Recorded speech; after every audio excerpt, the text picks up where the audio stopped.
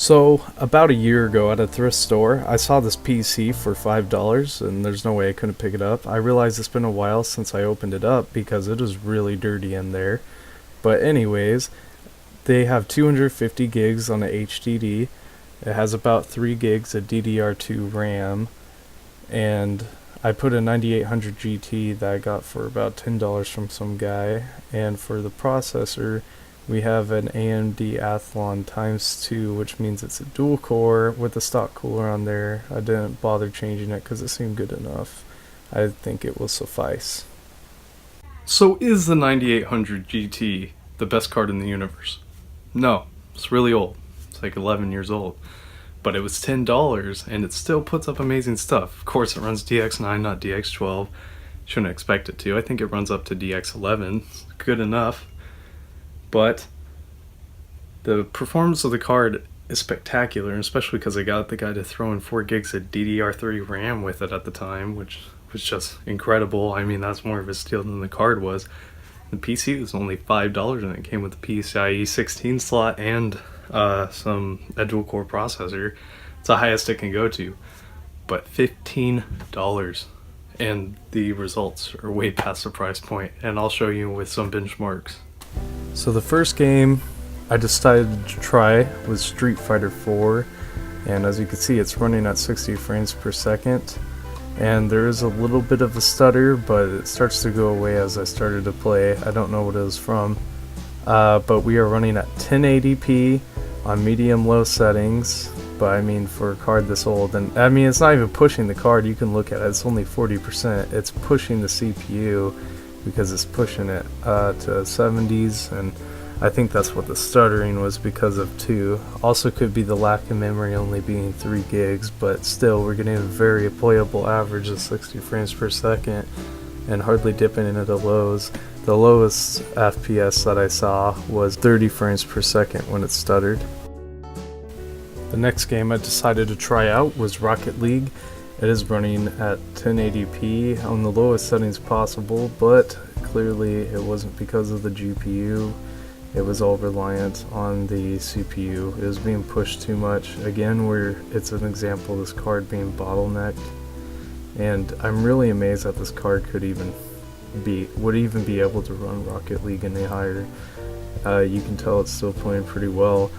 I think a lot of the glitching around actually had to do with the latency of the Belkin wireless adapter I was using, but at the lowest I hit 42 frames per second and I kept a good average of about 55, so I had really good results with this game.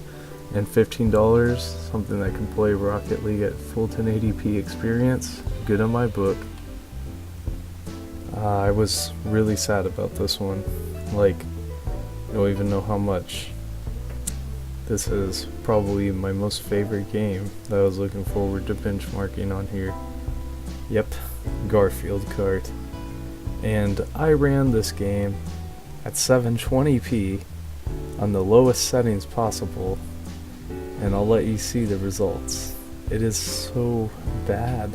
And it's not because of the GPU. The GPU actually had a pretty easy time running at these settings. I mean, should even be easier with what I was given, but the whole time my processor's being maxed out by this game.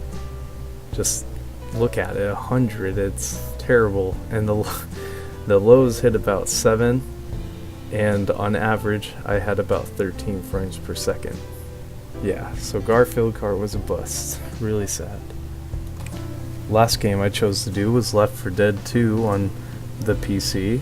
It was 1080p and I had it on high/very high settings. My low hit about 27 frames per second in the most intensive parts, and my average was about 42, and the frame rate could have been much higher if I just lowered it down. I think the settings were saved from using it on my R9 270 rig, but the fact it can actually run the game the way my computer runs it is pretty darn impressive. So, after seeing the performance benchmarks, what do you think? I think it doesn't get better than that for $15. Back in the day, in 2014, I built one with the R9 270, well, what was an R9, and a quad-core Athlon processor, and it costed up to $500 about for the whole build, and this thing only cost $15, and it's way more outdated hardware, but it almost rivals the power of it. And I know you guys don't think that's possible, and yes, the benchmarks are much higher on my R9 but you have to realize that was $15. That is a minuscule price compared to what I paid for something that maybe runs only 3 times more powerful at the most, and it was way more than 3 times the cost, I can tell you that. So comment down below what you think of this build, and if you want to see more of these type of videos. I'm trying to upload more content recently, and I really love doing these with computers. So if you're willing, leave a like. If you want to see more of this, subscribe, and comment down below that you want to see more of this, and comment what you think of the $15 PC. Alright, this has been Walter Knows. See you later.